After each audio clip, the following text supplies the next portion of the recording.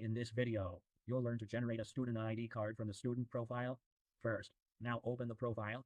In Student Profile, select Generate eID Card for quick printing now. This tab shows two choices, Classic ID cards or New ID cards.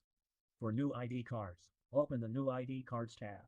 Then create a template first in that tab to get started. So click on the Create Template button, then add template name.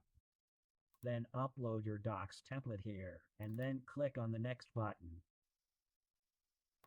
Then create a template. Once it's saved, you'll see the full template list here. We've added one already for this demo.